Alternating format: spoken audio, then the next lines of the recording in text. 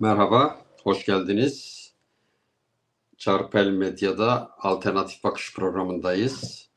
Bugün 3 Haziran 2025 Salı. Bu hafta iki konuğum vardı ama Yusuf Ziya Hocam'ın internet bağlantısı pek iyi değil. Birkaç deneme yaptı. Eğer iyi olursa arkadaşlar bağlayacaklar. Ozan bağlayacak Yusuf Ziya Hoca'yı. Diğer konuğum Diyar Polat. Aynı konuları konuşuyoruz. Fesih sonrası yeni dönemi nasıl etkiler, bölgeyi nasıl etkiler, Kürt hareketi ne durumda, Kürt hareketi bu bir çıkış yakalayabilir mi? Hep şunu söyleye geldik, Kürt milliyetçiliği, Kürt neteperverliği gelişiyor, güçleniyor. Ama örgütlerle bu gelişip güçlenme arasında bir korelasyon yok, birbirini destekler, ona denk düşer bir durumda değil. Bu neden böyle? Bunu da konuşmak istiyoruz. Hoş geldin Üstad. Hoş bulduk. Tehdiyah, hoş geldin. İlk defa seninle yayın yapıyoruz değil mi? Hayır, bu ikinci. İkinci mi? Yıllar Tamam. önce bir kere yapmıştık. Yani bir konu milliyetçilik falan olması lazımdı. Öyle biraz Öyle mi? teorik felsefi bir şeydi. Evet. Ali Kemal'le yapmıştın ya. Benle yapmamıştın galiba. Olabilir, evet. Onunla Tabii tabii. Ali olabilir. Kemal'le yaptın. Benle denk düşmedi. Olmadı yani. Hmm. Şey yapamadık. Beceremedik. Ben Evet. beceremedim daha doğrusu. Ee, bakalım nasıl yani iyi bir ikili olabiliyor muyuz? Bakalım. Programın sonunda izleyiciye de soralım yani. Tamam. Üstad, e, Üstad biliyorsun bu şeyi tartışıyoruz. Yani Kürdistan'ın jeopolitiği geçen hafta iki akademisyen arkadaşımız vardı. İki Kürt akademisyen vardı. Jeopolitik konuştuk. Bu ortak bir şey, ortak bir kanı. Bölgede jeopolitik değişiyor. Bölgede jeopolitik sadece yani eskiden de diyelim ki jeopolitiği etkileyen faktörler olurdu. Değişme durumları yani mesela İsrail ile Araplar arasındaki savaş sonrası bir takım düzenlemeler yaptılar. Jeopolitiği düzenlediler. Bir güçler dengesi yaratmaya çalıştılar. Şimdi gene böyle bir değişim döneminden geçiyoruz. Bu değişim döneminde tabii Kürtlerin durumu farklı. Yani bir uluslararası planda Kürtler artık yani bilmiyorum mesela ben kitapçılara gittiğimde Londra'da uzun süredir Orta Doğu denildiği zaman aslında Filistin meselesiyle ilgili onun etrafında dönen bir sorun tartışması vardı. Ama günümüzde öyle anlaşılıyor. Yusuf Ziya Hocam sanıyorum geldi. Hocam bir ses ver. Hoş geldin. Bir ses ver bakalım. Sesin nasıl? Hoş bulduk. Hayırlı akşamlar. Evet. Ses iyi değil mi Ziya Hocam? Ses iyi ama sanki son kelimesi şey olmadı. Tena feseyke. Hayırlı akşamlar. Evet evet. Döndü. İyidir. İdare ederiz.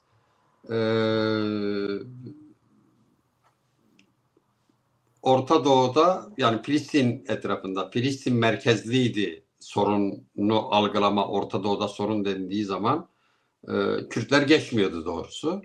Ama şimdi devletler düzeyinde think tanklarda Kürtler tartışılıyorlar. Bir aktör olarak tartışıyorlar. Bir denge unsuru olarak tartışıyorlar. Bir istikrar unsuru olarak tartışılıyorlar. Tarihsel haksızlık tartışılıyor. En son ben yani bu Psychos Pico ile ilgili bir tweet attı. Bu Amerika'nın büyükelçisi tedirgin olmuştum ama sonra yani o tedirginliğimi de giderecek şeyler söyledi. Bu Psychos Pico'nun ve Lozan anlaşmalarının Kürtlerin aleyhine olduğu bölgede sorun yarattığını söyledi. Böyle tartışmalar var.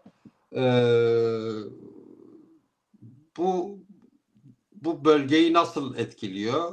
Ona bir bakalım isterim. Yani bölgede ilk önce nedir durum? Yani son durumumuz nedir? Bu konuda düşüncelerinizi almak isterim. Sonra da şeye geçeriz. Yani birer tur nedir bölgede durum? Bu konuda birer tur düşüncelerinizi alalım. Sonra fesih sürecinin sonuçlarını konuşalım. Yani neler olabilir sonuçları ve sonra da Kuzey Kürdistan'da Kürt hareketi neden örgütlenemiyor? Bir turda onunla yapalım, bitirelim. Diakola hocam ilk önce sizden başlayalım. Buyurun. Evet. Şimdi jeopolitik itibariyle kesinlikle son 1-2 yılda, yani bu Hamas saldırısından sonra ve özellikle de bu son 5-6 ayda Şam'ın İslamist akımların ve dolayısıyla Türkiye'nin aslında denetimine girmesi itibariyle Kürtlerin jeopolitiği kesinlikle çok yükseldi. Hatta merkeze oturdu. Orta Doğu itibariyle merkeze oturdu diyebilirim. Bu iki bakımdan böyle. Bir tanesi İsrail'in güvenliği bakımından. İsrail'in güvenliği dediğin zaman bu bütün Batı'nın aslında, yani Amerika'da dahil olmak üzere bütün Batı'nın bölgeyle ilgili güvenliği, mimarisi, güvenlik mimarisi anlamına da geliyor. İkinci olarak da Türkiye'nin yayılmacı politikaları itibarıyla, Türkiye'nin yayılmacı politikaları eğer Kürtlüğü ortadan kaldırıp sağlanabilirse bu sadece İsrail için değil, İsrail için çok büyük bir tehlike. Ama aynı zamanda diğer bütün Arap ülkeleri için, hatta İran için de çok büyük bir tehlike ve dönüp Batı bakımından da büyük riskler, büyük tehlikeler tarihsel olarak, belki ilk birkaç yılda değil ama 5-10 vesaire gibi yıllar içinde düşündüğünde Batı karşısında da büyük gailelere yol açabilecek bir yayılmacı politika. Bundan dolayı Kürtler tamamıyla merkeze oturdular. İsrail istiyor ki Kürtler bir statü sahibi olsun ve Türkiye bölgedeki yayılmacı politikalarına bir baraj oluştursun, bir set oluştursun. Batı da aynı şekilde. Batı ikili düşünüyor. Hem bu yanı da öne çıkmaya başladı, hem de öteden beri Batı Kürtleri kültürel olarak, yani sosyolojik olarak Batı kültürüne entegrasyon, bölgenin Batı kültürüne entegrasyonunda bir katalizör rol oynayacağını öteden beri hep söylüyor. Bu gerek Irak'ta öyle, gerek Suriye'de hala mesela aynı politikayı izliyorlar. Gerekse Türkiye'deki bu anti Batı, işte Avrasyacı vesaire itibariyle olsun, gerekse de başka bakımlardan tarihsel olarak Batı düşmanlığını frenleme, Türkiye'de bir demokrasinin gelişebilmesi için orada da yine bir katalizör olarak düşünüyorlar. Ve bu bakımdan çok önem veriyorlar. Zaten bunu faaliyetlerden de görüyoruz. Fazla bu bölüme de ben çok zaman vermek istemem. Çünkü öbür konuların daha önemli senin. Bunu işte mesela Amerika ve Fransa'nın, aslında bütün Batı'nın, yani İngiltere falan da bunun içindeydi. Hem Güney Kürdistan'da bir devletleşme için bütün hani baskıya varabilecek bir zorlamaları var. Hem de Rojava'da Kürtlerin birliğini sağlama yönünde hiç, yani üzerlerine vazife değilken özellikle bunu yapmaya çalıştılar. Ve bugün tabii ki yani biz Suriye'ye baktığımız zaman Batı bakımından Rojava düştüğü takdirde Batı'nın artık Suriye'de yapabileceği fazla bir şey de yoktur. Tamam, yani Türkiye bütün uzlaşmacı elini uzatıyor. Şara'da aynı şekilde Türkiye'nin talimatlarıyla hatta İsrail'i bile teskin etmeye çalışıyorlar. Ama Batı bu kadar aptal değildir. Yani onların stratejistleri biliyorlar ki bunlar taktiktir, geçici oyalamalardır. En sonu bu işler aleyhimize döner. Bu bakımdan Kürtler jeopolitik olarak merkezdedirler. Ama Kürtleri jeopolitik bakımdan yeteri değeri almamasının bir durumu var, bir faktörü var. O da biz Kürtlerin hala siyasal olarak birlik olamaması ve biz Kürtlerin siyasal olarak Batı cephesinde tam kol kola bir mevzilenmeye girmemiş olmamız. Özellikle Apocu hareketin. Ben Güney için bunu söyleyemem, Başur için çok bunu söyleyemem. Onlar buna meyillidirler. Yeter ki güvenlikleri olsun İran karşısında ve Türkiye karşısında. Ama Apocu hareket bilindiği gibi İmralı'dan giden ve yine Apocu hareketin ideolojik yapısından dolayı maalesef tereddütlere yol açmaktadırlar, güvensizliklere yol açmaktadırlar. Bu işte Kürtlerin jeopolitik ağırlığını düşüren bir faktör olarak orta yerde duruyor. Peki, teşekkür ederim. Kek Yusuf, sen de istersen şöyle biraz fazla uzun olmadan bir değerlendirme yap. Zaten daha önce seninle program yapıp bunları konuşmuştuk.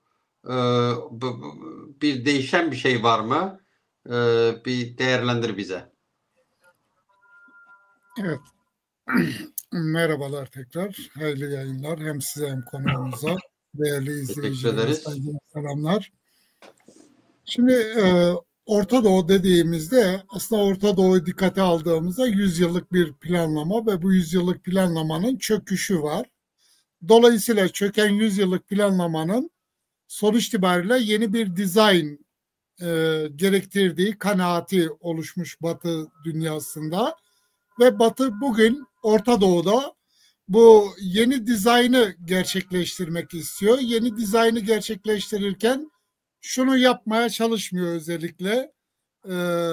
Yeni sınırlar oluşturmaktansa var olan mevcut sınırlar içerisinde yeni konumlamalar geliştirmek. Dolayısıyla bu yeni konumlamalar üzerinden de mevcut sınırlar içerisinde gücü elinde bulunduran merkezi otoriteleri bir şekilde denetleme çabasına giriyor. Dolayısıyla merkezin yerelden denetlendiği bir yapılanmayı Orta Doğu'da var kılmak istiyor ve bu var kılmanın da temel sebebi biraz önce Diyan'ın da bahsettiği noktada özellikle İsrail'in güvenliği ve Türkiye'nin yayılmacı politikası, İran'ın etkisi önemli. Çünkü bu üç nokta Orta Doğu'da sonuç itibariyle mevcut konjonktürün, durumun iyi veya kötüye doğru gidişini etkileyen unsurlar. Bu nedenle İsrail'in konumlandırılması kendisi açısından ve bölgenin de istikrarı açısından önemli. Konumlandırılması lazım. Ama konumlandırılabilmesi için de bölgede bir istikrar unsuru lazım. Dolayısıyla istikrarı bozan güçlerin bir şekilde hizaya getirilmesi gerekiyor. Bu anlamda dönüp baktığımızda aşağı yukarı son 30 yıl içerisinde bölgede özellikle güvenliği tehdit eden Irak gibi bu anlamda Arap dünyası açısından ve yine Suriye'nin çökertilmesini görebiliyoruz. Benzer bir durumun Türkiye ve İran açısından da etkili olduğunu ama Türkiye ve İran'ın bir anlamda tarihsel bir arka plana sahip olmaları doğrudan doğruya Irak ve Suriye gibi bir müdahale yerine daha çok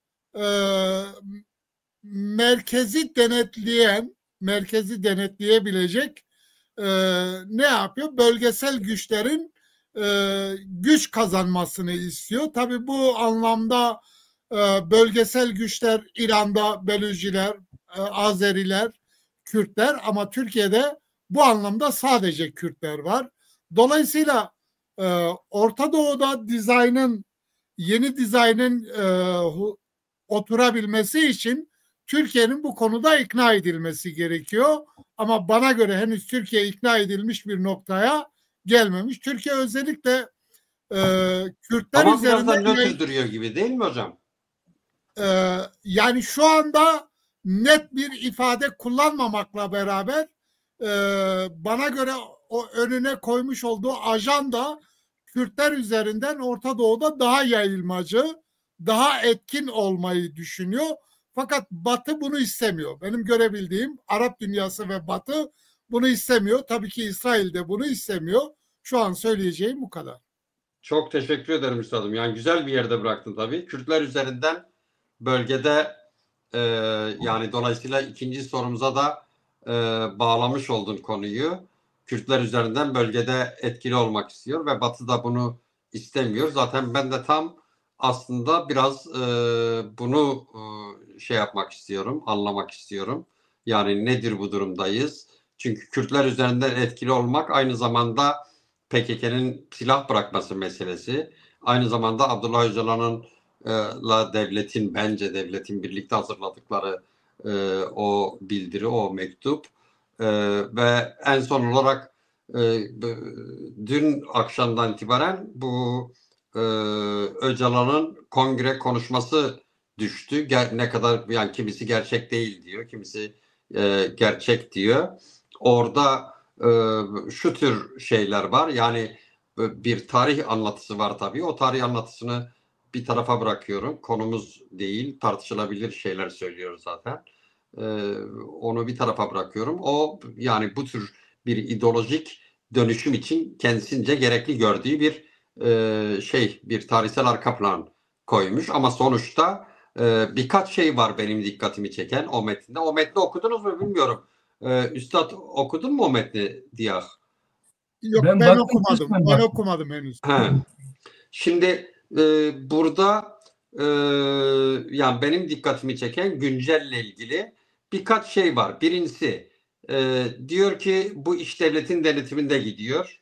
Devlet tarafından getirildi ve devletin denetiminde gidiyor. İkincisi Müslümanlarla yani İslamcılarla bir buluştuğumuz nokta var. Bu işi bu noktadan geliştirebiliriz derken aslında Türkiye'deki güçler dengesi yani Türkiye'de ciddi bir çatışma var. Kemalistlerle İslamcılar arasında bir çatışma var. Bu çatışmada çizgisini İslamcılardan yana koyacağı izlenimi edindim ben.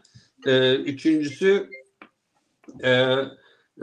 PKK'yı fesih gerekçem devlet PKK ile resmi olarak görüşmek istemiyordu. PKK'nın feshedilmesi gerekir diyor. Dördüncüsü Kürtlere önerdiği en somut şey, yani diyor ki belediyeler için bile yasalar uygun, çok özel bir yasal değişikliğe gitmek gerekmez. Biz bundan sonra sınıf ve ulus temelli bir sosyalizm anlayışından çıktık. Komünal bir anlayışla davranacağız. O komünal anlayış da belediyeler üzerinden gerçekleştireceğiz. Devlet zaten belediye yasasını düzenleyecek. Yani bana yerel Avrupa Birliği yerel yönetimler sözleşmesi şartını bile istemiyor gibi geldi. Yasalar aslında yeterli diyor. Yani dolayısıyla bir tür devleti de rahatsız etmeyecek, bölge devletlerini de rahatsız etmeyecek.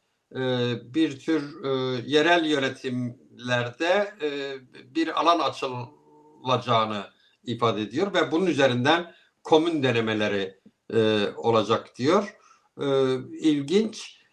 Bir önemli vurgusu da bölgede devletleşmeye yönelik, ulusal harekete yönelik her şey aslında bize karşı yapılmıştır diyor. Bunu zaten daha önce de biliyorsunuz İmralı görüşmelerinde sorgu görüşmelerinde de sorgu tutanaklarında da vardı bu.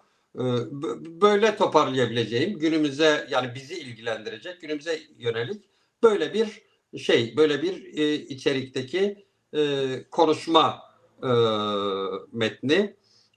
Evet, bu durum nasıl etkiler diye sormak istiyorum. Kekdiyah, buyur. Evet. Şimdi bu zaten bir terörsüz Türkiye projesi diyorlar ama onu aslında şöyle okumak lazım. Kürtsüz Türkiye. Hatta geçenlerde Erdoğan terörsüz Türkiye'yi hallettikten sonra terörsüz bölge iyi de gündemleştireceğiz dedi.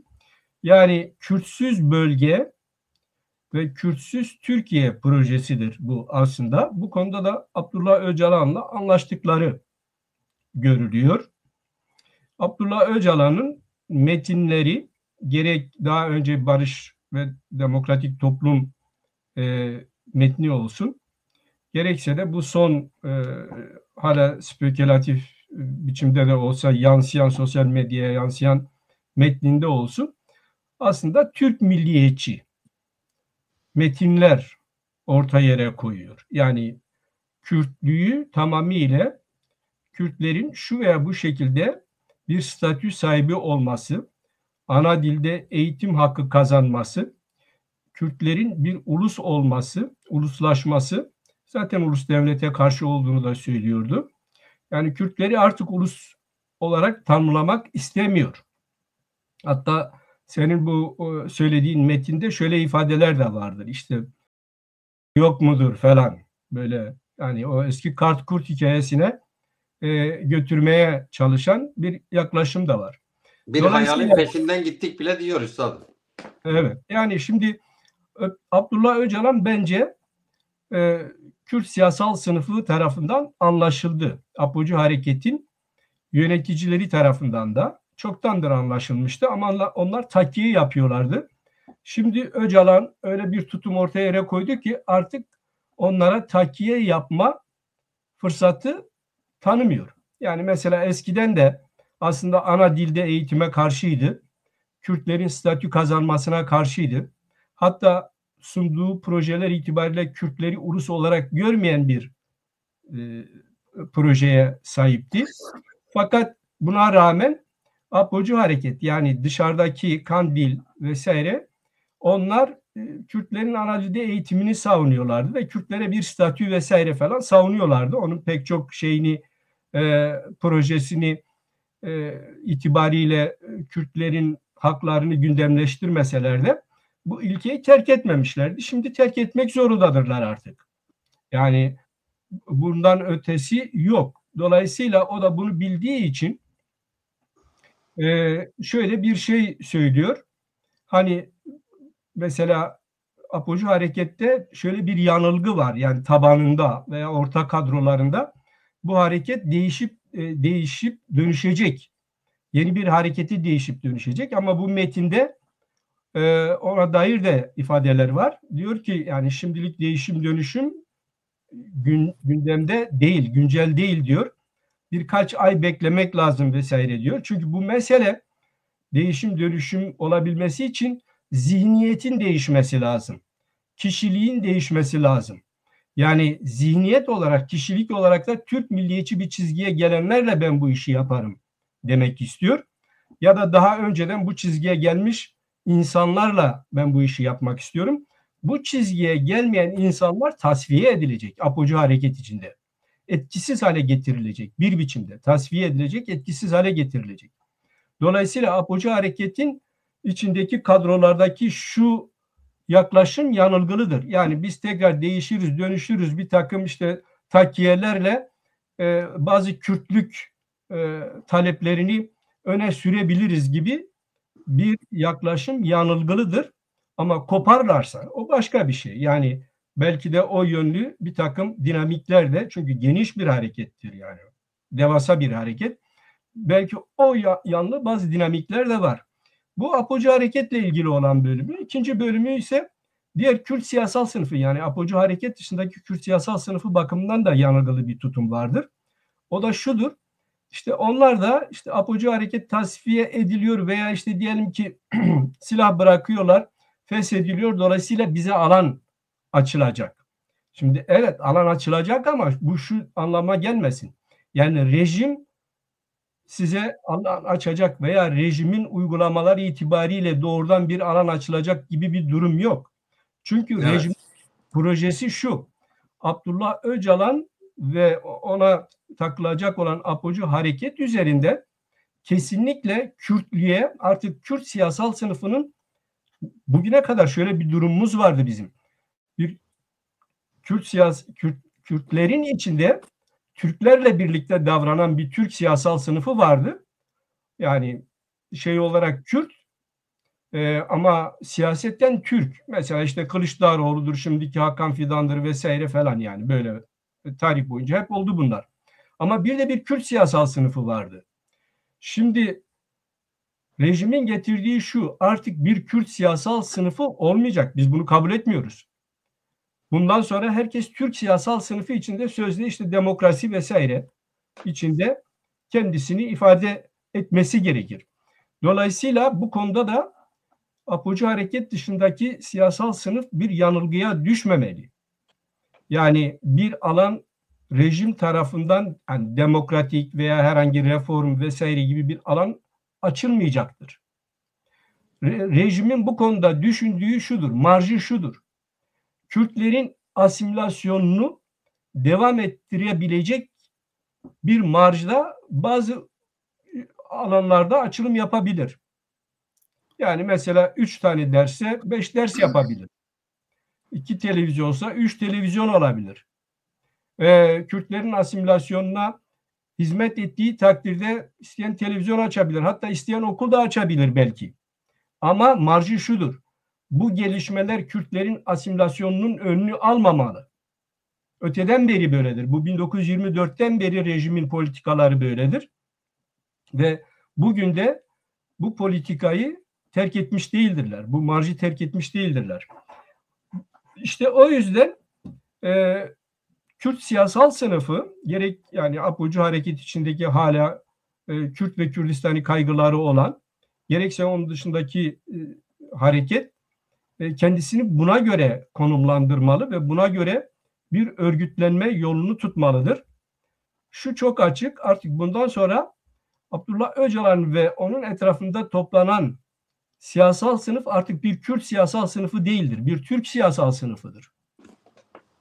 Artık onlar Kürt orijinli ama Türk siyasal sınıfıdır. Dolayısıyla bir Kürt siyasal sınıfı olarak kendisini mevzilendirme yoluna gitmelidir. Yani şu anlamda mı söylüyorsunuz? Yani diyelim ki AKP'de de Kürtler vardı, CHP'de de Kürtler vardı. O düzeyde bir şey mi? Tabii. O düzeyde zaten istiyorlar. Yani rejimin İmralı'da istediği ve Abdullah Öcalan'ın da kabul ettiği kesinlikle bir Türk siyasal sınıfı biçiminde. Çünkü zaten biz Türk ulusunun bir parçasıyız diyor. Yani bir etnik parçası olduğunu söylüyor. Bu metinde de var. Ona ilişkin bazı sözde tarih tezleri var. Yani Kürt ulusu ayrıca yok. Tarih boyunca olmamış. Türk ulusunun bir parçası işte, diyor ya Selçuklular aslında. Evet. Yani o hikayelere şimdilik girmeyeyim. Onlar ayrı tartışma konusu. Ama yaklaşımı o. Dolayısıyla bir Türk siyasal sınıfı içinde ama şöyle bir görüntü verecekler. Yani bir Kürdi folklorik, yani bir folklorik talepler, folklorik istemler, folklorik bir yaşam düzeyinde bir Kürdi şeyler de ki bunu sadece onlar değil, yani artık Türkiye Cumhuriyeti'nin diğer siyasal sınıflar da, yani örneğin Babacan'ın partisi olsun, hatta geçenlerde Özgür Özel de böyle şeyler ifade etti. Eskiden AKP'de böyle şeyler ifade ediyordu. Bu noktada bir şeye daha değinmek istiyorum. Şimdi demokratik toplum deniyor, yani işte demokrasi olacak ve demokrasi içinde biz kendimizi ifade edeceğiz vesaire falan. Burada da büyük bir aldatmaca var. Kesinlikle yani bu demokrasi Kürtlere yönelik bir demokrasi olmayacak. Yani Kürtlere yönelik bir demokrasi nedir? Kürtlerin kendi ana dilinde eğitim yapması ve kendi kendisini yönetmesi. Bunun olmadığı bir durumda Kürtlere yönelik bir demokratik tutum söz konusu olamaz. Çünkü Kürtlere yönelik asimilasyonu sürdürüyorsan, Kürtlerin kendi kendisini yönetmesine karşı çıkıyorsan, bu Kürt karşıtlığı ve Kürt düşmanlığıdır. Devam ediyor bu politikaları. Sadece folklorik ölçüde bazı açılımlar. Şunu merak ediyorum aslında. Yani şimdi kusura bakmayın sözünüzü kestim ama şimdi hani bu Türklük Osmanlı'dan sonra tartışılmış, o zamanın şeyleri, kendisine göre akademisyenleri, yazarları, ideologları tartışmışlar ve bu tartışmada yön verici olarak yani Türk İslam sentezci, Türkçü ağırlıklı İslam sentezli bir devlet oluşturmada karar vermişler ve Türklük coğrafyanın ağır demografik olarak da temel unsuru olmadığı için bir Türklük yaratma meselesi çıkmış.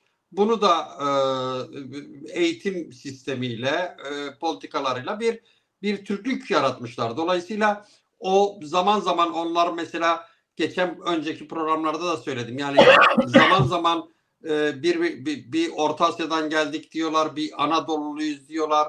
Bu ikisi arasında çatışma da var. Ama bugün artık Türklük var ve bu bir genetik faktör de değil aslında. Bir kültürel faktör. Şimdi hani o tartışmalar var ya, yani Kürtleri içimize bütün olarak alırsak dominant bir faktör, yerel bir faktör, şey değil, kültürel bir faktör değil, bir tarihi olan, o coğrafyada tarihi olan ve yerleşik olan bir faktör. Bunu eritemeyiz. Bugün baktığımızda hani şey diyoruz ya, yükselen bir Kürt milliyetçiliği var ve bu yükselen Kürt milliyetçiliğiyle birlikte bunu yani güneye doğru, Rojava'ya doğru genişlemeyi de hedefleyen bu mekanizma Kürtlüğü içerisine alırsa kendisi çözülmez mi acaba? Yani Türklük çözülmez mi acaba? Böyle bir risk görmüyor. Mesela bence Kemalistler böyle bir risk görüyorlar. Hani genişlersek küçülürüz diyorlar. Sadece ama Kemalistler değil, devletin tümü bunu görüyor. Fakat tabii şöyle bir proje bazı apocu kesimler tarafından şöyle bir proje satılacaktır. Başkan taktik yapıyor. Başkan aslında evet Türkiye Cumhuriyeti'ne bağlı ama vasal veya kahyalık ölçüsünde bir Kürdistan kuracaktır ve bunu da bize verecektir. Hareket olarak bize verecektir. Böyle hayalleri var. Bu mümkün değil. Evet. Bu bir hayaldir. Bu rüzgar satmadır. Bu Arif Zerevani'nin deyimiyle rüzgar satma projesidir. Şundan dolayı bu mümkün değildir ve bunun mümkün olmadığını Abdullah Öcalan da biliyor, rejimin, devletin kendisi de biliyor. Kürtlük hala çok güçlüdür. Bakın Yusuf Hoca'dan özür dileyerek bir noktaya girmek istiyorum.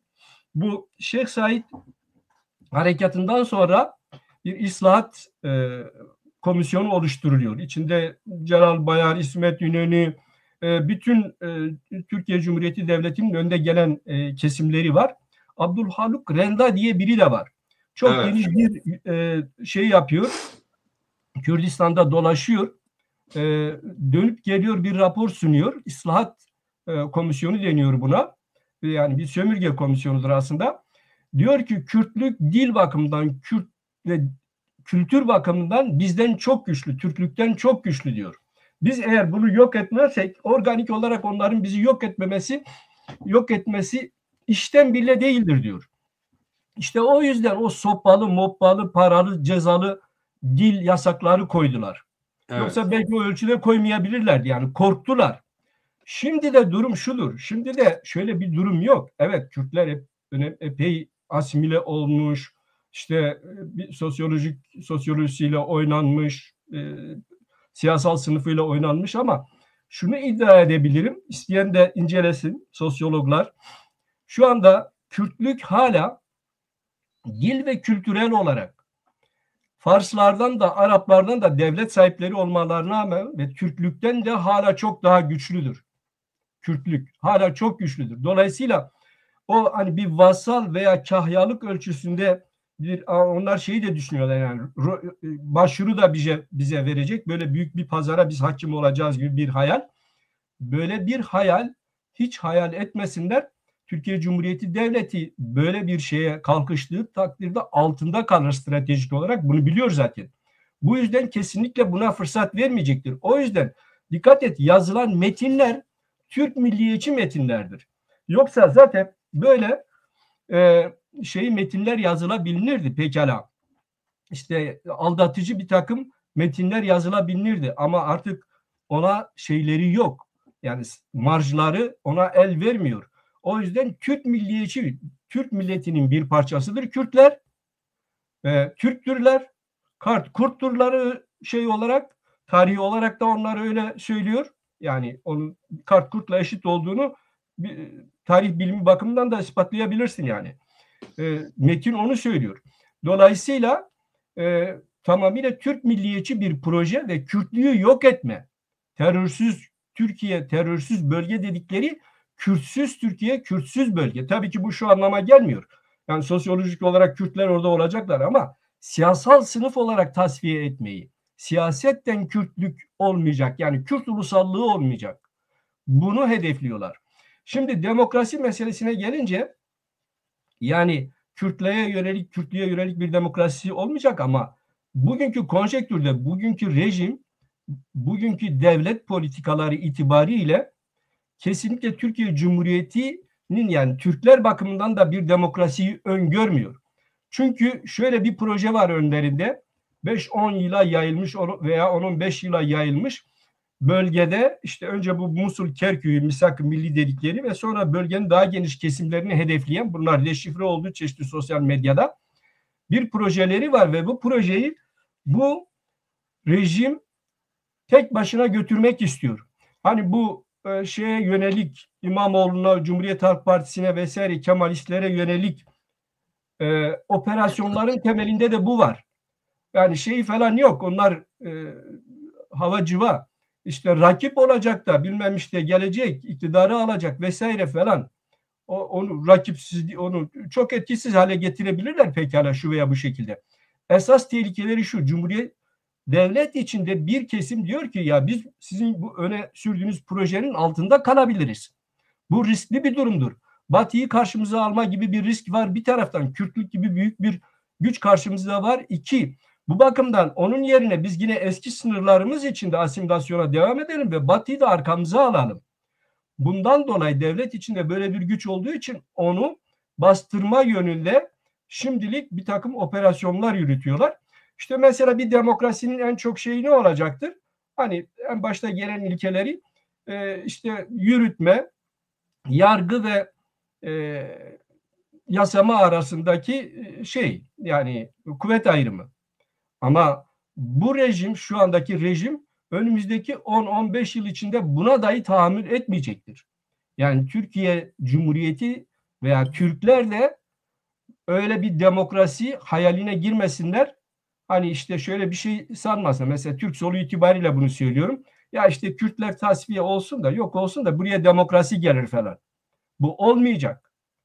Yani önümüzdeki 10-15 yıl içinde, çünkü proje yayılma projesidir ve bu süre zarfında bütün muhalefetin bastırılması, dolayısıyla yargı, yasama ve yürütmenin tek elde toplanması bir ilke, bir stratejidir ve Devlet Bahçeli ve arkadaşları bunun merkezindedirler. Yani ömürleri yetsin yetmesin, o kadro bunun merkezindedir. Arkasında kadrolar var. Özür dilerim Yusuf Hoca'dan. Belki. Biraz çok uzun oldu. Yusuf Hocam da istediği kadar uzatabilir yani. Şey onun. Peki hocam, siz nasıl bakıyorsunuz bu şeye, fesih sonrası bunun sonuçları neler olabilir? Devlet neyi hedefliyor? Kürtleri bu durum nasıl etkiler? Evet, teşekkürler. Ben tam bıraktığım nokta üzerinden devam edeyim. Peki. Şunu ifade etmiştik. Dedik ki Türkiye Kürtler üzerinden yayılmacı bir politika izlemek istiyor. Türkiye'nin bu politikası var ama Türkiye'de problem şu. Şimdi yayılmacılıkta üstadım, şu yayılmacılık meselesini biraz netleştirelim. Yani şu anlamda Kürtleri da söyledi. Çünkü bir askeri yayılmacılık olur. Bir de yok, ideolojik hegemonya olarak geliyor. Bir yayılmacılık hegemonik olur. olarak Kürtleri kendi periferisine alarak doğal olarak bölgede işte bakın Türkler ve Kürtler olarak birlikte hareket ediyoruz algısı üzerinden oluşturulan bir şey. Yoksa sınırlar bir üzerinden ideolojik hegemonya yani. Evet, sınırlar üzerinden bir önceki konuşmamda da söylemiştim. Bölgede sınırlar değişmeyecek. Bunu bir defa Batı'nın mantığında bu var. Sınırlar değişmez. Bunu söyleyelim.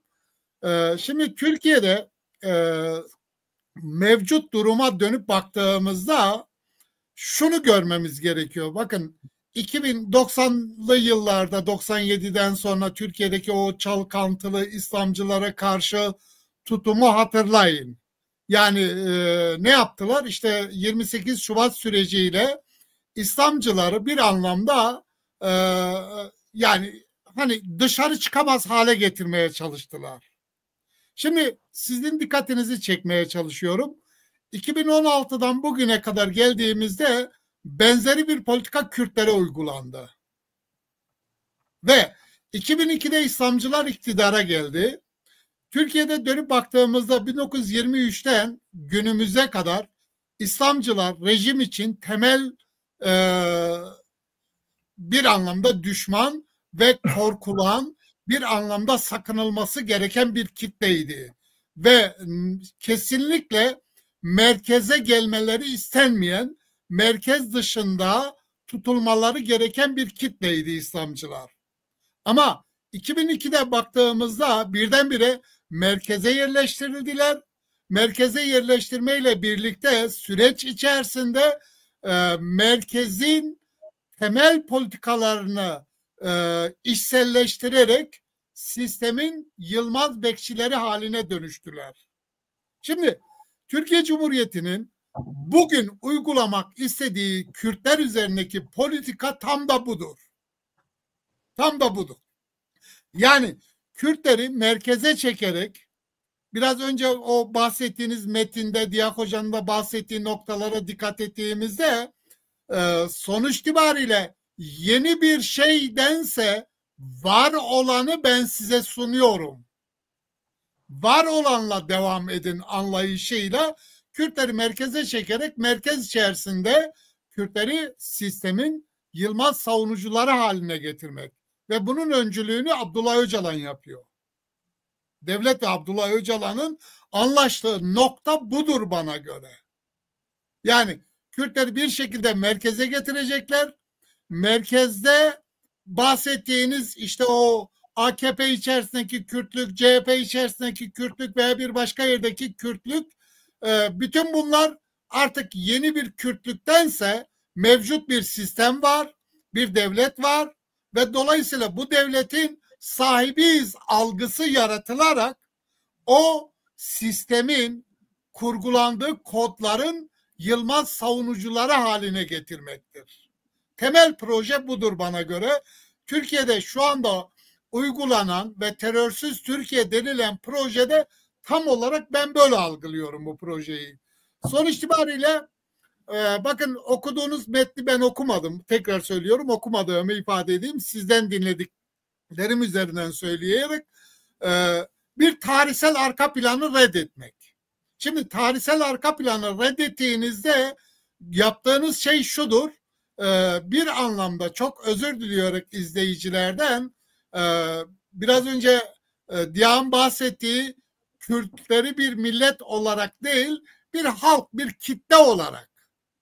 Şimdi halk bu ne bile demek? Değil, folklorik bir öğe belki. Yani bu anlamda bakın dikkat ederseniz tam da Lazlara uygulanan şeyi Kürtlere uygulamak istiyorlar.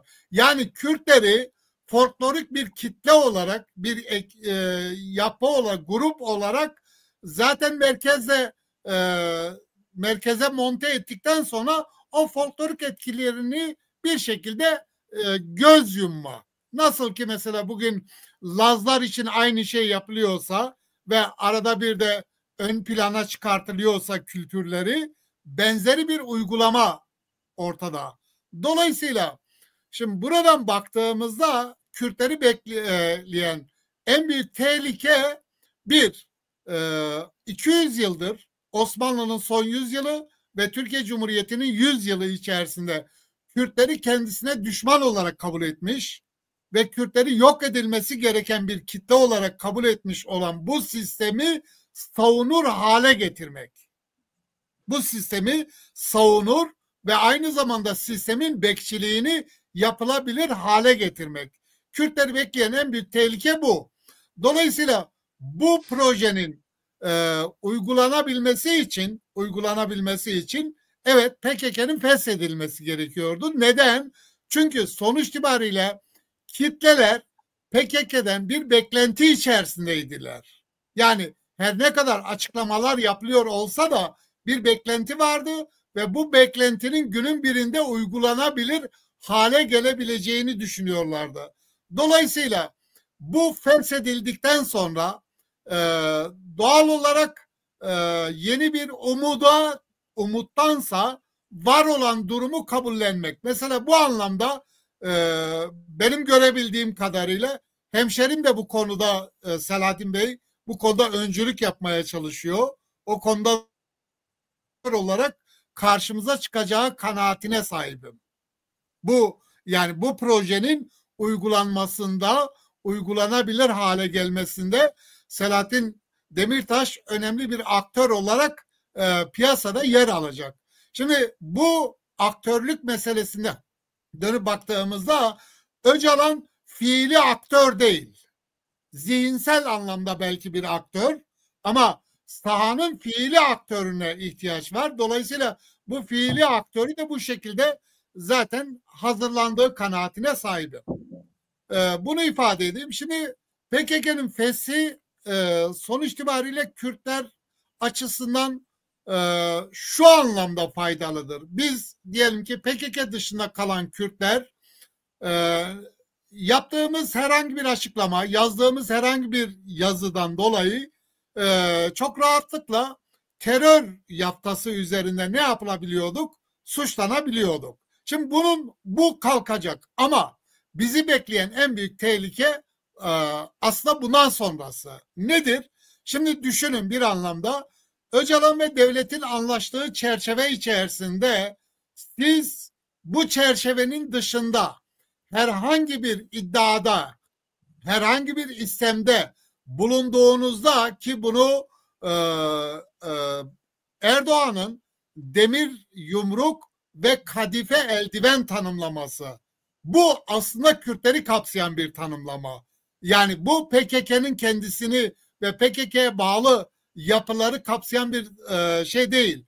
Bu onların dışında kalan, istemleri olan, özlemleri olan Kürtlerin bu istem ve özlemlerinizden vazgeçin anlamına getirilmek isteniyor ve dolayısıyla bundan sonrası bana göre Kürtler açısından daha sıkıntılı. Şimdi demokratik bilmem ne falan ifadeleri kullanılıyor ama bu Türkiye'de demokrasi dediğiniz şey şudur. Nedir? Merkezin ben kendimi konumlandırıyorum bir yere. Dolayısıyla siz bana tabi olmak zorundasınız dediği bir demokrasi var. Eğer siz o demokrasiye evet derseniz sizin için demokrasi var. Bakın bu şu anlamada geliyor. Mesela bugüne kadar dillendirilen bir ifadeyle bunu defalarca çeşitli Türkiye Cumhuriyeti tarihi boyunca siyasetçiler hep kullanmışlardır. İşte Kürt öğretmen oluyor, memur oluyor, vali oluyor, müsteşar oluyor, bakan oluyor, başbakan da oluyor, hatta cumhurbaşkanı da oluyor. Yani bu anlamda ne diyor? Şunu söylüyor. Bizim çizdiğimiz çerçevenin içerisinde ki o Diyağ'ın bahsettiği Türkleştirmek aslında bunun anlamı budur. Türkleştirirken ne yapmaya çalışıyor? Yeni özlemler, yeni beklentiler içerisinde olmayın. Olursanız devletin demir yumruğu kafanızda olacak şeklinde. Şimdi böyle bir tehlike var Kürtler açısından ve bu tehlike de özellikle PKK tabanı dışındaki Kürtleri kapsayan bir tehlikedir. Onu söyleyelim. Açık ve net olarak ifade ediyorum bunu. Ama buna rağmen biz bu tehlike var diye istem, özlem, beklenti, arzu ve gerçekleştirmesini umduğumuz özlemlerimizden vazgeçecek miyiz? Hayır, Kürtler vazgeçmemeli. Terörü hiçbir şekilde ortaya koymayan, sadece düşünce açıklamalarıyla, düşünce ifadesiyle, düşünceyi ortaya koyarak mevcut haklarını elde etmenin yol ve yöntemlerini geliştirmek zorundayız. Bu anlamda Türkiye Cumhuriyeti Devleti'ni zaten gerçi uymasa da sonuç itibariyle bağlayan Avrupa İnsan Hakları Mahkemesi'nin kararları var. Mesela ben şahsım adına söyleyeyim. Birkaç defa PKK terör örgütü propagandası üzerinden kovuşturmalara uğradığımda birçok savcının bunu dikkate alarak açıkça şu ifadeyi kullan, terör eyleminde hiçbir şekilde bulaşmadığı, söylemlerinin düşünce özgürlüğü çerçevesinde olduğu şekliyle kovuşturmalardan kurtulduğumu ifade edeyim. Bu da Kürtler için bizler açısından önümüzdeki dönemin yol haritası olarak dikkate alınması gereken noktalardır diye düşünüyorum. Teşekkür ediyorum. Peki, ben teşekkür ederim. Artık son turumuza geçebiliriz. Son turumuza geçmeden önce ben her hafta yaptığım gibi bir duyuru da yapmak istiyorum. Lütfen, yani şeylere bakıyorum, yayını izleme rakamlarına bakıyorum. Facebook'taki arkadaşlarımız halen daha Facebook'talar. Şeye gelmiyorlar. YouTube'dan izlemiyorlar bizi. Ben tercihim YouTube ama yapacak bir şey yok. İzlesinler sonuçta. Aynı anda hem Facebook'ta hem YouTube'da hem de X'te canlı yayındayız. Bu 3 yerde de Çarpel Medya'nın hesapları var. Lütfen, yani bizim izleyicilerimizin %50'si Çarpel Medya hesaplarına üye olmayan insanlardan oluşuyor.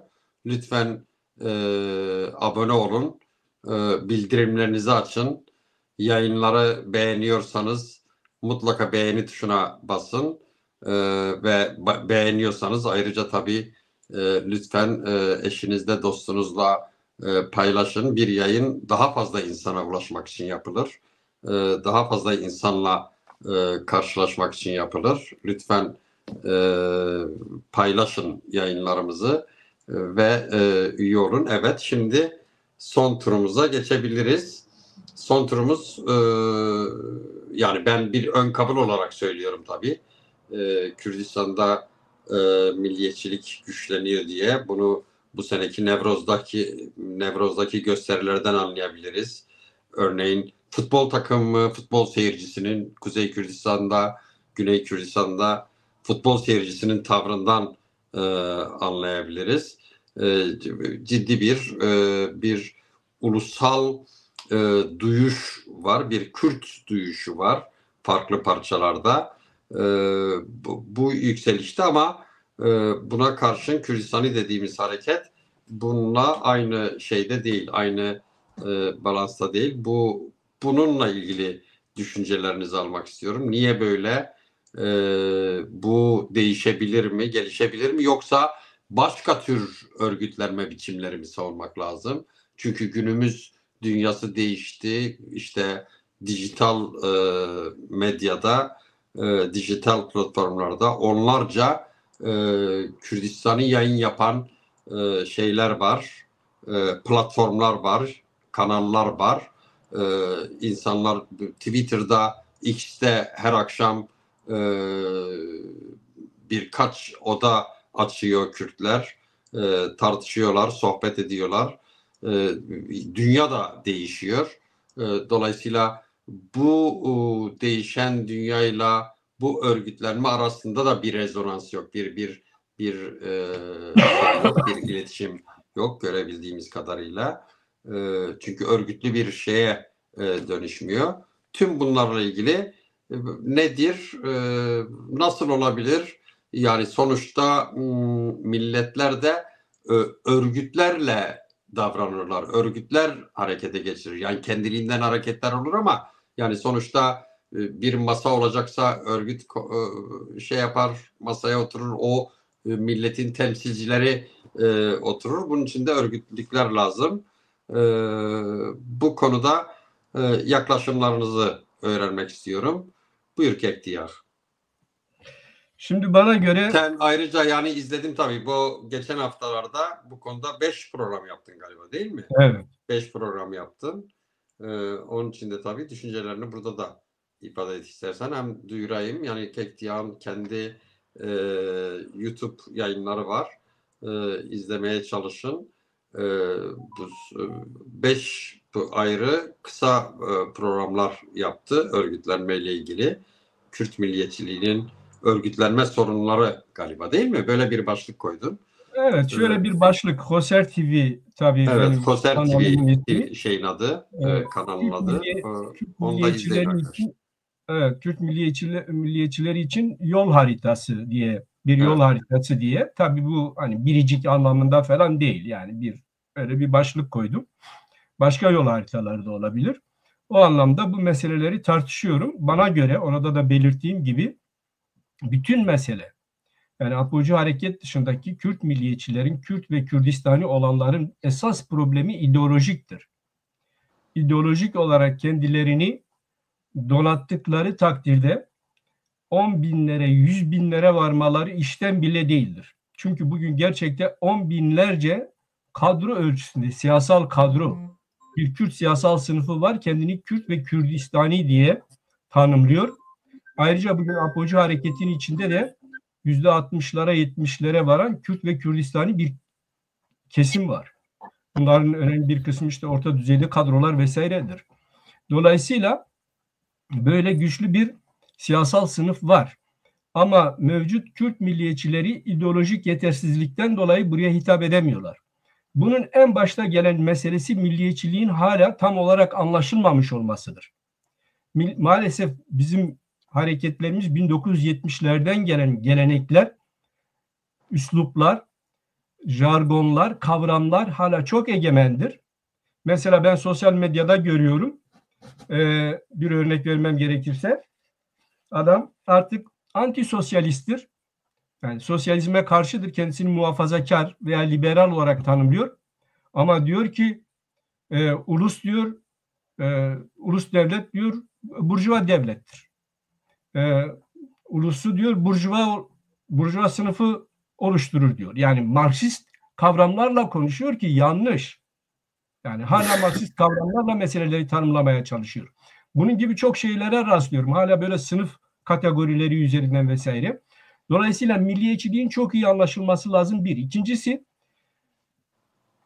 örgütlenme için aynı zamanda bir milliyetçi ideoloji gerekir. Yani bir milliyetçi ideoloji üretmek zorundasın. Sadece hani milliyetçiliği felsefi, teorik olarak tanımlama bakımından değil, ama örgütlenme için, mücadele için, çalışma için, bütün bunlar bakımından ideolojik olarak bir üretim gerekir.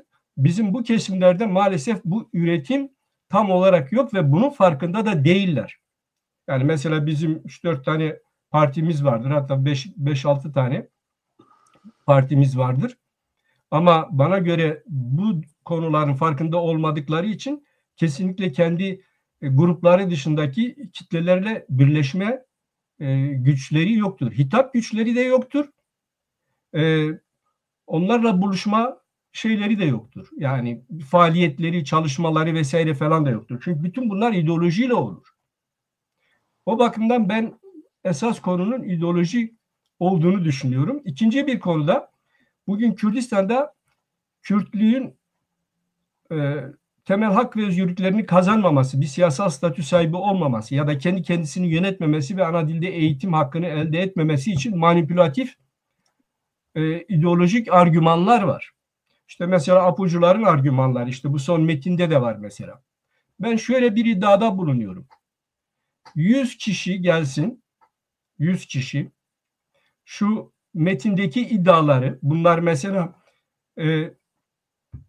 siyasal antropolojiden tut, işte kadın konusundan tut, devlet konusundan tut, ulus devlete, uluslaşmaya kadar pek çok konunun tartışıldığı, yani tarih yine aynı şekilde tartışıldığı pek çok argüman var orada. Bu argümanların hepsi şunun üzerine kuruludur. Öyle argümanlar kuralım ki Kürtler kesinlikle bir ulus olarak hareket etmesinler ve Kürtler kendi kendini yönetme gibi bir yola girmesinler. Ya da Kürtler kendi ana dillerinde eğitim hakkı gibi bir talep üzerine gitmesinler. Bütün argümanlar bunun üzerine kurulmuş ve argümanlar kesinlikle tarih dışı, yani mevcut tarihin tam karşıtı. Hani sen dersin mesela, işte diyelim ki su 100 derecede kaynar. Ben bu işte Kürtlere bir imkan getirir diye diyorum ki hayır ya, yanlış. Su sıfırda kaynar. Bunun gibi bütün bu tezler, inanın ki böyle. 100 kişi gelsin, 100 kişi, bak ben kendimi de katıyorum, gelsin senin bu kanalında ve başka makalelerle 100 gün boyunca bu manipülatif, tabii İslamcıların da bazı manipülatif tezleri var. Türk solunun var manipülatif tezleri. Zazacıların var, Alevicilerin var. Bütün bunların bu manipülatif tezlerini 100 gün 100 kişi gelsin, bunlara karşı makalelerle, yayınlarla karşı çıkalım. 100 günde bütün bu manipülatif teorilerin, argümanların hepsi yerle bir olur, etkisiz hale gelir. Şoka uğrarlar, yok olurlar.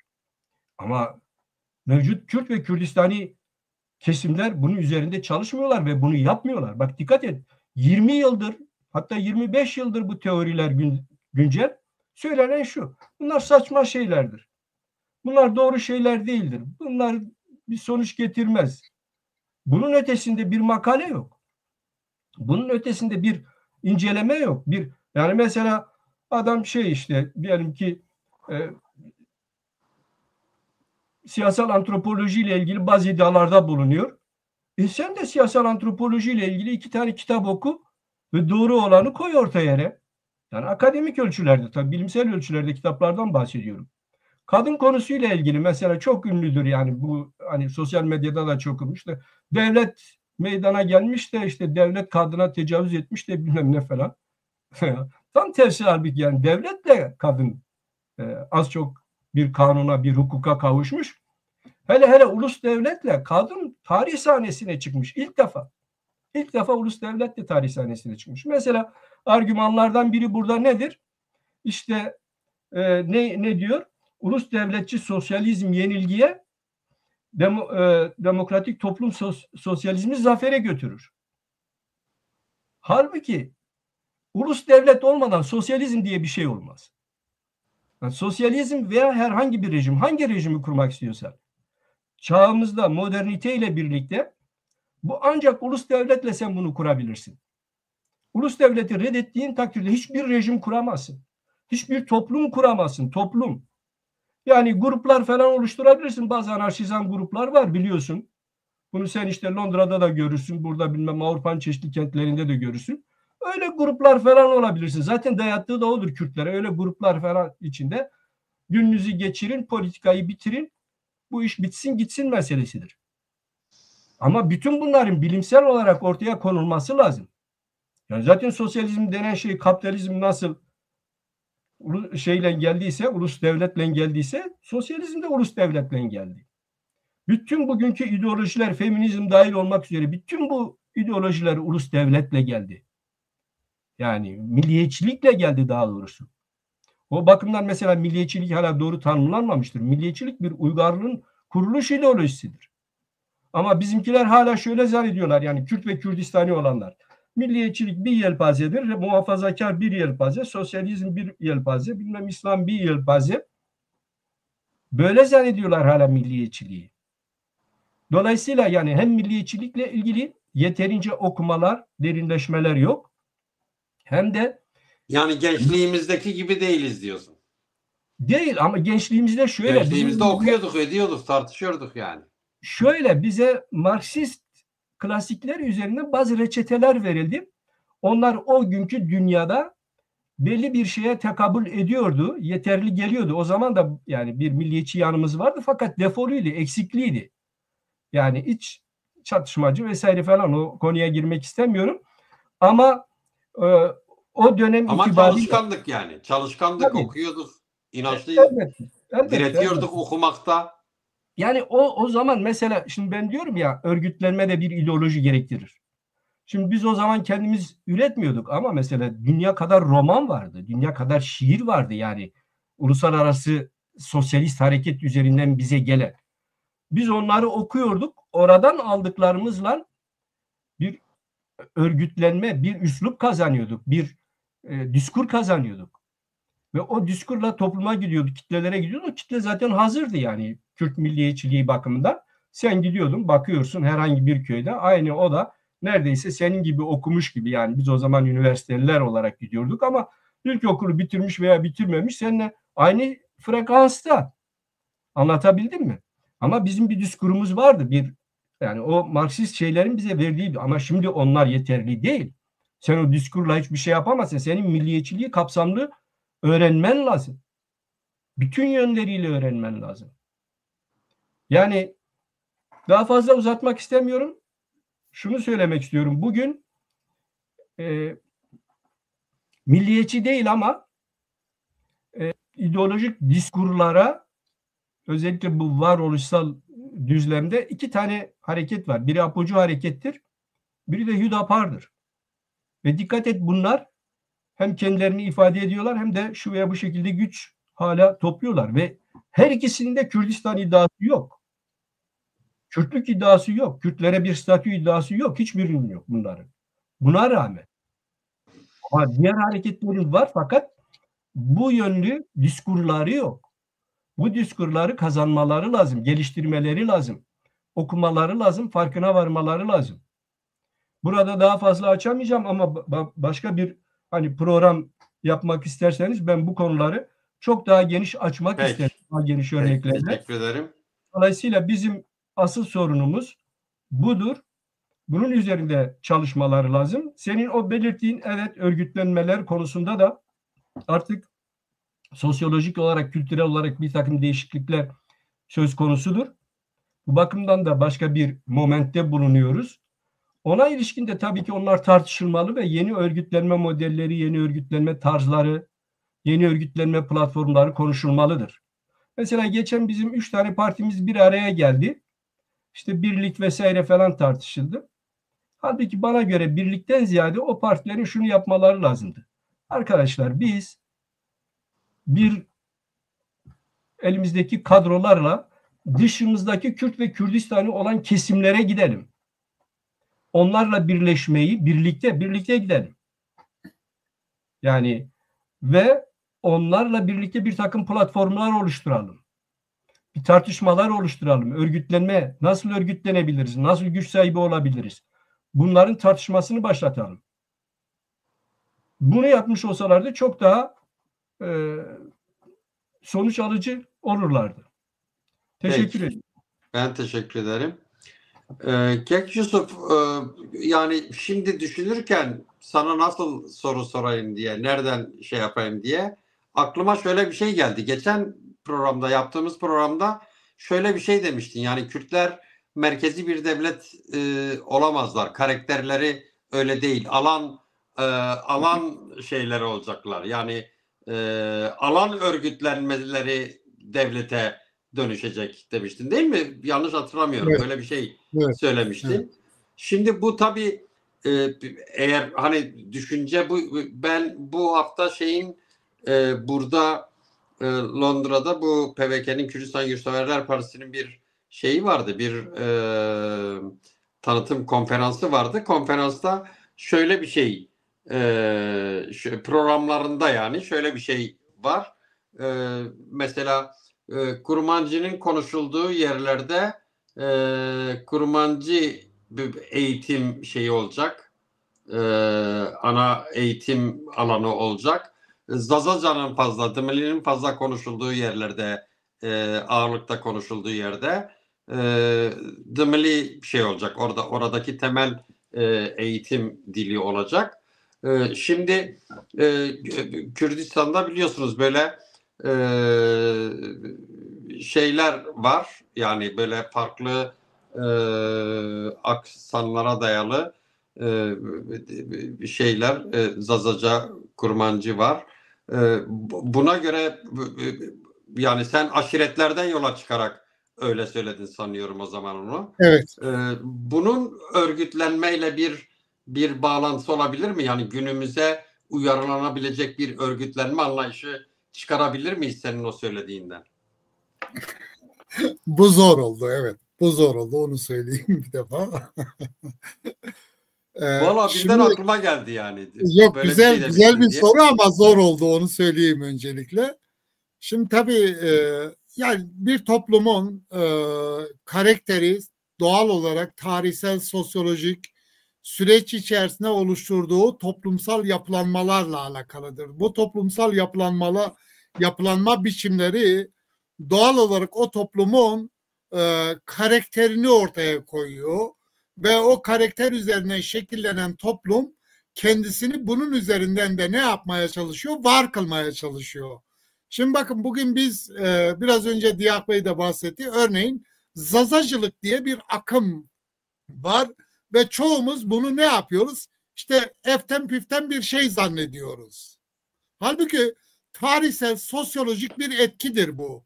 Tarihsel sosyolojik etki dediğim şey şu. İşte o alanlar içerisinde bir alanın kendisini var kılma, kendisini devam ettirme ve kendi varlığını sürdürme algısı üzerinden gelişen bir durum. Dolayısıyla ne yapıyor? Şöyle algılıyor. Türkiye Cumhuriyeti Devleti'nin o ulus devlet formatı her şeyi öğüttüğü için şöyle düşünüyor. Kürtlüğü dominant lehçe olarak Kurmancı üzerinden düşünüyor ve şöyle algılıyor. Diyor ki bu dominant güç tıpkı Türkiye Cumhuriyeti Devleti gibi beni öğütecek. Dolayısıyla ben bunun dışına çıkayım. Bakın, dolayısıyla bu bahsettiğiniz o örgütlenme modelleri açısından belki dikkate alınabilir bir şeydir. Yani ben örgütçülük üzerinden çalışmış biri değilim. Bu konuda çok da teorimde yoktur ama mantıken böyle bir durum söz konusu. Dolayısıyla bunu bir defa ifade etmiş olayım. Bu da ne yapar? Bizi alanlara götürür ve o her bir alanın kendisini var kılarak bir diğer alanla birlikte hareket etme. Bu nedenle mesela Kürt siyasal yapılarında sürekli vurgulanan birlik diye bir kavram var. Bu Kürt sosyolojisine uygun bir kavram değil bir defa. Yani onu açık ve net bir biçimde ifade edeyim. Kürtlerin o tarihsel sosyolojik yapısına uygun bir kavram değil.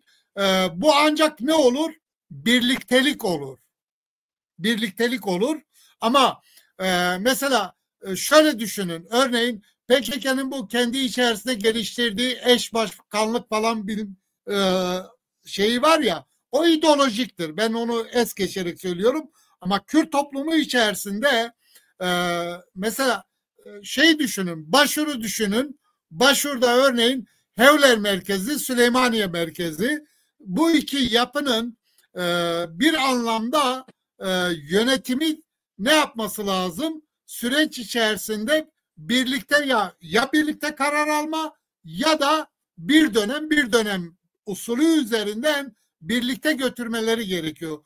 Kuzey Kürdistan'da da bu uygulanabilir bir noktaya gelebilir. Bunu ifade edeyim. Şimdi PKK sonrası Kuzey Kürdistan'da Kürt halkını bekleyen sorun var dedik.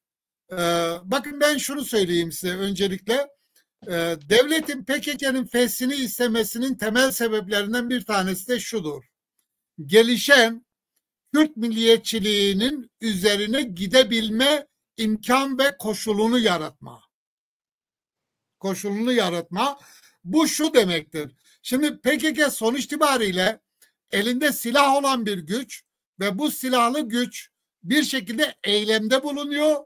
Eylemde bulunurken bunun yerine devletin sadece düşünce ifade eden, düşüncelerini söyleyen, istemlerini dile getiren insanların üzerine gitmesi toplum açısından da sıkıntılı bir durumdu. Ama bugün PKK'nın artık silah bırakmış olması ne yapacaktır?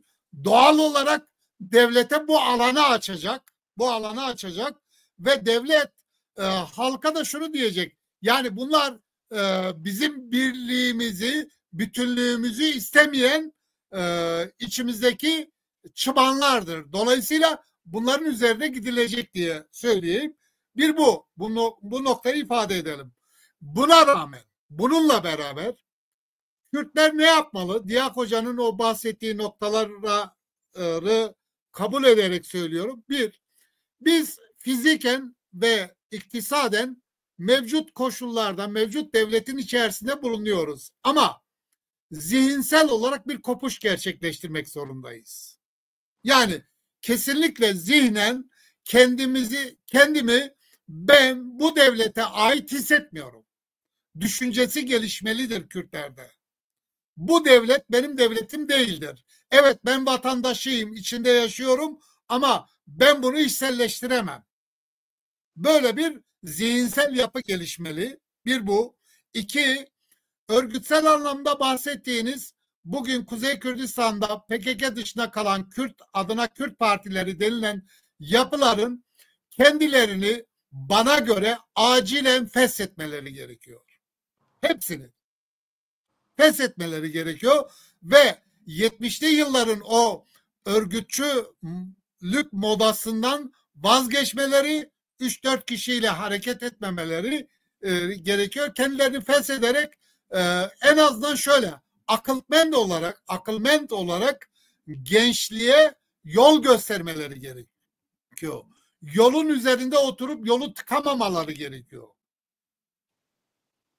Çünkü bunlar yolun üzerinde oturdukları sürece gençler kendi işlerinde yeni örgütlenme modelleri geliştiremiyorlar. Veya geliştirenler de ne yapıyor? Sonuç itibariyle bunların duvarına çarpıyor. Bu nedenle bu partilerin hepsi bana göre kendilerini feshetmeli ve yeni genç kadrolarla, öncülerle bir örgütlenme modeli geliştirilmelidir.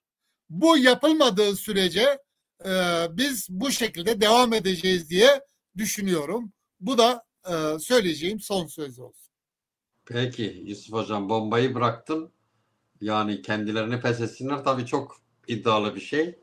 Geçen de sanıyorum arkadaşlardan birisine sordum. Yani kendilerini feshetsinler diyorlar, ne diyorsun diye. Şey demişti. Yani burada yayınlarda sordum, yayınlardan birisinde.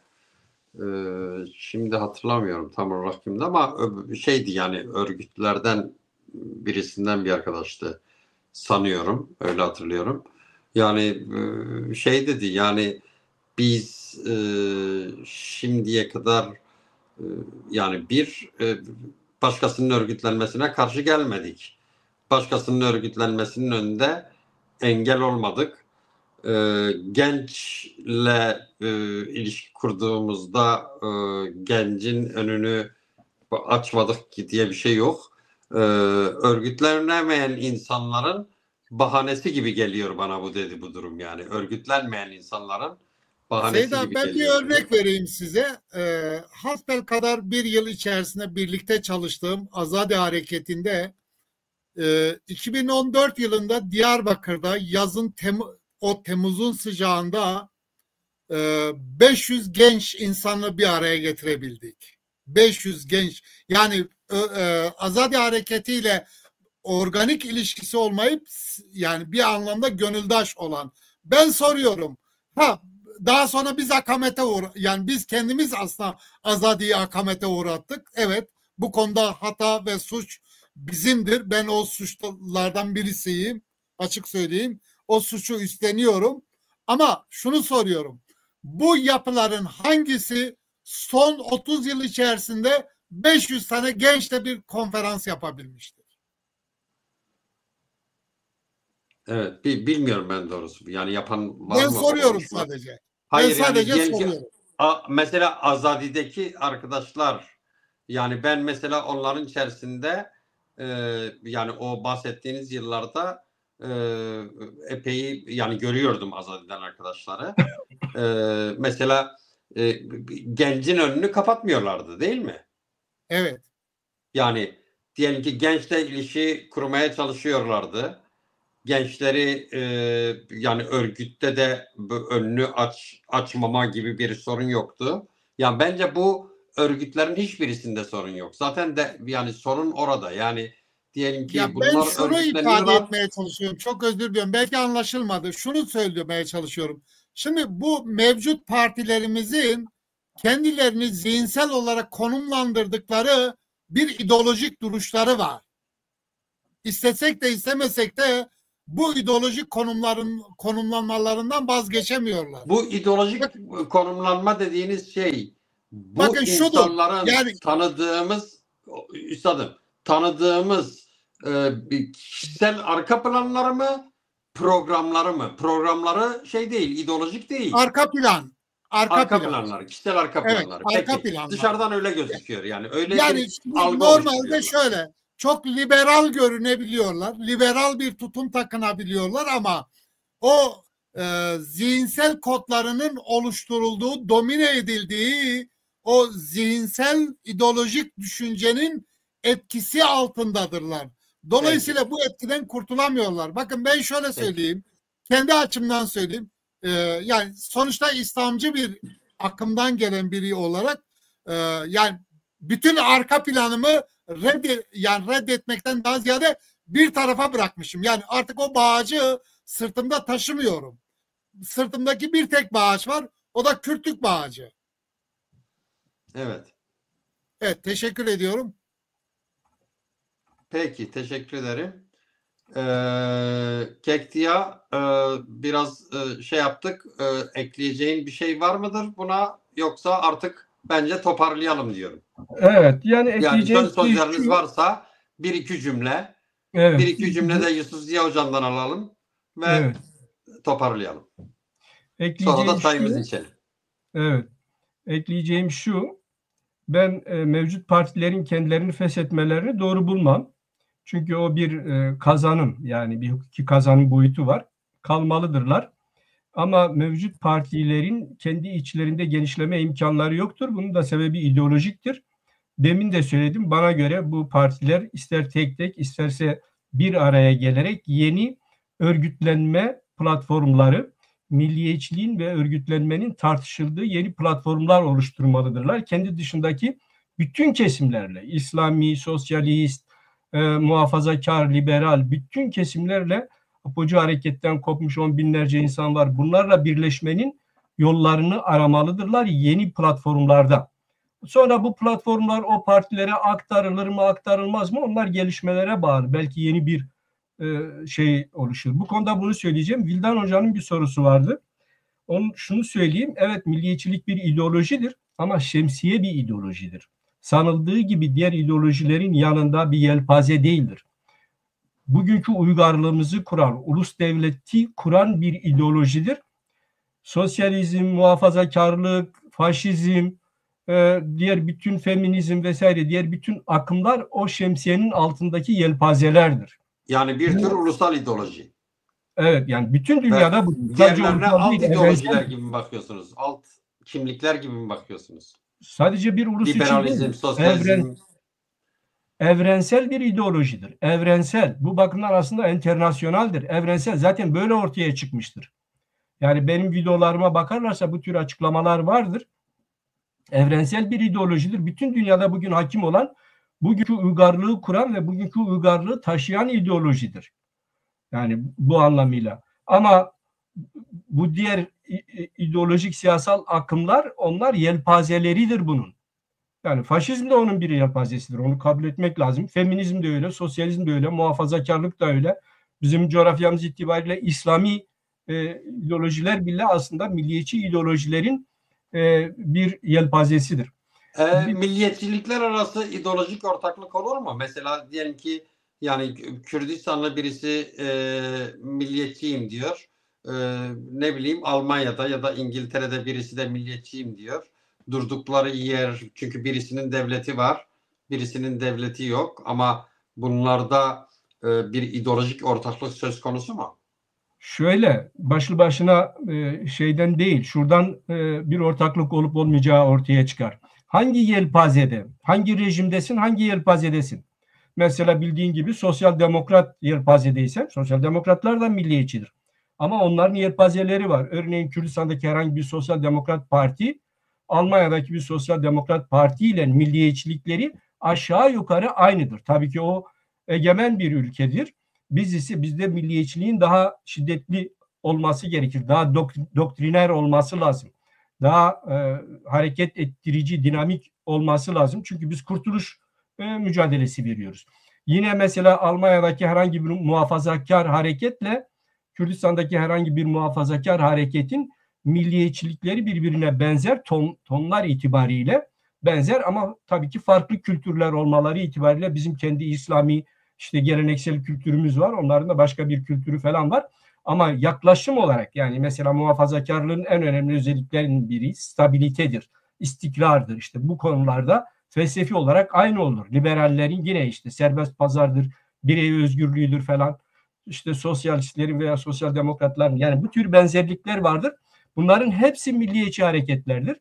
Mehmet Eymen arkadaşın bir şeyi vardı. Sadece işte makalelerle, diskurla olmaz. Doğru. Yani güç kazandığın, örgütlendiğin oranda elbette işte mitingler, protestolar yavaş yavaş kendi şeyini koruyarak yani kendi örgütsel yapını, hareket yapını korumayı önde tutarak bu tür alanlara da çıkılmalıdır. Ama bizim bugünkü momentte en önemli meselemiz kendimizi örgütlemek ve bunun ideolojisini konuşmak. Yani milliyetçi ideolojiyi konuşmak ve örgütlenmeyi konuşmak. Yani iki arkadaş bir araya geldiğinde nerede olursa olsun kahvede, iş yerinde, okulda ya örgütlenelim, örgütlenelim, örgütlenelim. Bunu başa almalıyız ve bu momentte bunu konuşmamız gerekiyor. Bir arkadaş daha şey yapmıştı, bir soru sormuştu. Gerçi Salim Hoca da demiş milliyetçiliğin evrensel bir ideoloji olduğu tartışmalıdır. Ama yani isterseniz bu konuları böyle milliyetçiliği tartışmak isteyen arkadaşlarla ben bu konuları 10-15 yıl çalışmış bir insan olarak en azından tartışmak isterim. Yani tartışılması da gerekir. Zaten tartışılırsa. Salim Hocam da biliyorsun özel olarak milliyetçilik çalışıyor. Evet, milliyetçilik çalışıyor. Evet. Bazı noktalarda anlaşıyoruz kendisiyle. Ama işte Evet. böyle bazı noktalarda itirazları var. Onları ben konuşmak isterim o arkadaşlarla. Yani milliyetçilik Peki. ne zaman ortaya çıkmış vesaire. Peki Keksiya siz bir iki cümle alayım sizden. Son olarak yani eklemek istediğiniz bir şey var mı? Evet. Şimdi söylemek istediğim şey şu öncelikle. Bir, zihinsel kopuşunuzu gerçekleştirmediğiniz sürece milliyetçi olamazsınız. Yani önce zihinsel anlamda içinde bulunduğunuz yapının adı, durumun adı neyse veya durum neyse bir defa zihinsel bir kopuş gerçekleştirmek zorundasınız. Tarihsel süreçte sizi domine eden, zihinsel olarak biçimlendiren o ideolojiden zihinsel olarak kopmanız gerekiyor. Kopmadığınız sürece o zihinsel kodlar sizi ne yapıyor? Bir süre sonra esir alıyor. İsim vermek istemem ama mecburen bir isim vererek ifade edeyim. Mesela Mücahit Bilici hani İslamcı gelenekten gelen ve Kürt milliyetçilerinin el üstünde tuttuğu bir bireydi. Ama son döneme geldiğimizde mevcut Abdullah Öcalan paradigmasına benzer Türkiye Cumhuriyeti Devleti ile bütünleşmeyi savunan bir ideoloji bakış açısı sunuyor bize. Peki bu nedir? Yani bunun arka planı nedir diye sorduğunuzda işte o beslendiğiniz ideolojik yapı neydiyse siz zihinsel olarak kendinizi ondan kurtarıp Kürtlüğünüzü tebel bohça haline getirmediğiniz sürece bu tür çıkmazlar hep karşınıza gelecek. Bakın bu anlamda mesela muhafazakar kesim içerisinde özellikle Kürtlerde böyle bir handikap var ve bu handikaptan kurtulamıyorlar. Aynı şey eski sol literatür ideolojiden gelen yapılar içinde geçerli. Dolayısıyla ben bu zihinsel kopuşun gerçekleşmeden milliyetçiliğin o kişi tarafından içselleştirilemeyeceği kanaatine sahip olanlardanım. Teşekkür ediyorum size ve konuğunuza, değerli izleyiciler. Peki, ben teşekkür ederim. Kapatmadan önce her hafta rejiye teşekkür etmeyi unutuyorum. Özellikle Ozan'a. Nevroz da var bu arada. Nevroz'u uzun süredir belki başka programlara destek oluyor, bilmiyorum. İkisine de teşekkür ediyorum. Onlar olmadan bu yayını bu kadar kolay sürdürmemiz zor. Önemli bir destek sunuyorlar. İkincisi, önümüzdeki hafta konuğum akademisyen Şaro Garip olacak. Onunla böyle biraz siyaset felsefesi zeminli konuşacağız. Olaylara bakacağız. Öyle düşünüyoruz. Bir başka şey, yayını beğenin. Tekrar edeyim. Yayını beğenin. Beğendiyseniz paylaşın. Bu Rohat diye bir arkadaşımız var. 2'de 1 zaten izleyicilerimizi uyardı. Yayını beğenin diye. Teşekkür ediyorum ona. Üçüncüsü Kek Mehmet Dörtyama. Mehmet Dörtyama. Yani PVK ile ilgili olumsuz bir şey, ya ben konuştum sanıyorum, ben adını verdim. Olumsuz bir şey söylemedim Kek Mehmet. Hatta iyi bir tavır olduğunu söyledim. Bence orada bir yanlış anlaşılma var. Evet, bu kadar. Bizi izlediğiniz için teşekkür ederiz. Önümüzdeki Salı günü buluşmak üzere. İyi akşamlar diliyorum. Ve sizi de çay içmeye davet ediyorum zamanınız varsa. Hoşça kalın.